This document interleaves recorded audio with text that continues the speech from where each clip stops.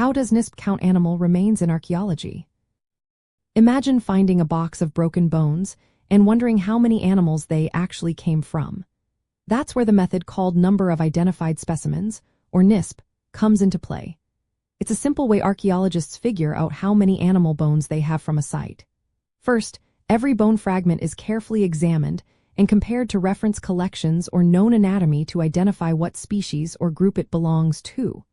Once identified, each fragment gets counted.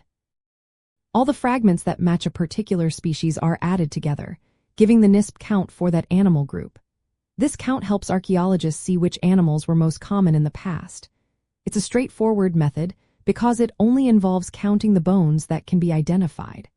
But it's important to remember that NISP can sometimes overestimate how many animals there really were.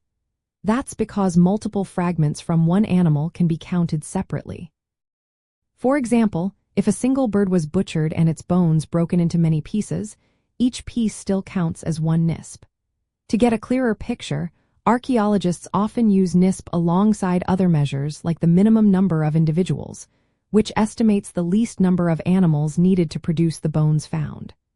They also look at the minimum number of elements, which counts the skeletal parts present.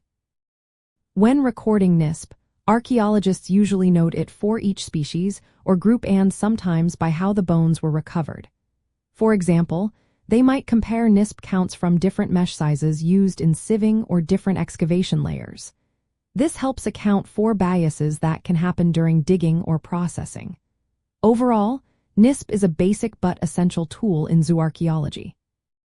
It helps reconstruct past diets, hunting habits, and environmental conditions by showing which animals were most common at a site.